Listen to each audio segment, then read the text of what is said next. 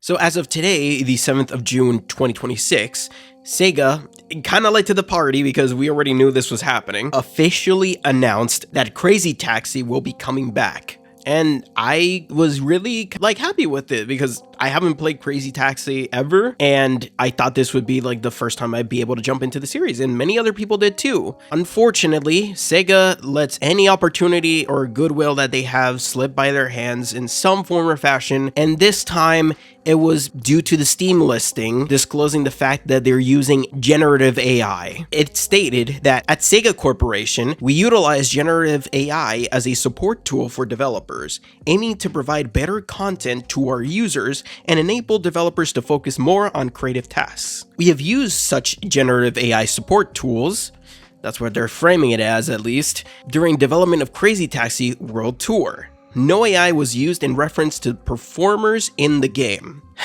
I hate to break it to everybody, this isn't the first time that SEGA's used AI, or perhaps that they've stated that they were going to. Ever since 2024, more obviously during 2025 when the AI started to pick up a lot, that's when they stated and they formed a committee to keeping some guidelines in check for AI usage in SEGA. Back in August of 2025, SEGA Informant made this whole thread of how SEGA presented their usage of AI and how they plan to use it in the future and implement it possibly into development. SEGA fully believes that convenience and creativity can coexist with each other. At first, their usage was with daily work, either drafting emails, image generation, chatbots, or providing suggestions during work. But then on, they talk about how they wanted to implement everything into more creative tasks. So background assets in development or something to take care of menial tasks in order to support or push forward development and crank it out faster. They state generative AI is now a technology that we cannot avoid,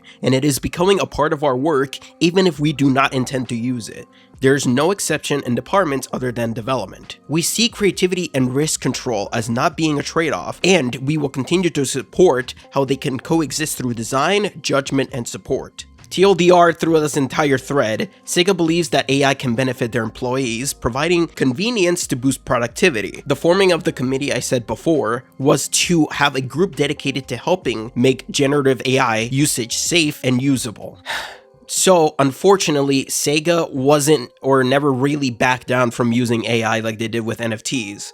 They've stated before that they wanted to use it in a responsible manner, but you know how we all stand on that, and especially me, I don't really care for this technology. If there are tools that will help, that's great, but this is not it. Creative stuff has to be left to humans. Tools are completely separate from that. All generative AI can do is just cut a shortcut to that final thing with no soul, no nothing. Like a good example of AI tools that I bring up is how Photoshop has something that can select or magnetize a mask to a certain object or the thing that you're trying to cut out of the picture. That is a great way to use AI because it's not creative, it's just assisting. But when it comes to this game now, SEGA has just outright confirmed that they used it for background assets. Even if it wasn't necessarily on the character models or anything like that, they're still using it on billboards and stuff that we look at when we're racing down the game or we're going down the streets in Crazy Taxi. So these are, in essence, important assets that should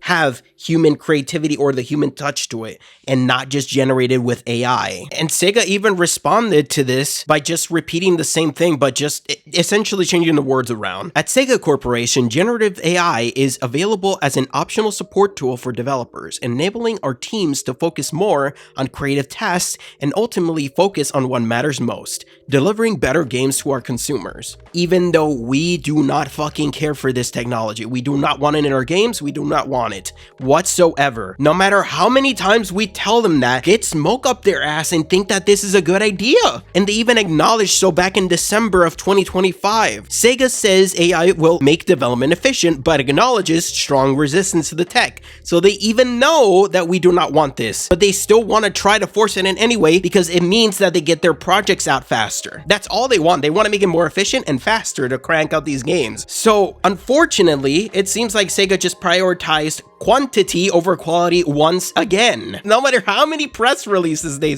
spit out, it's still the same bullshit every time because they find a shortcut and they take advantage of it any single time they can. No matter if our goodwill is at risk or not. No matter if sales are at risk or not. No matter if quality is on the line.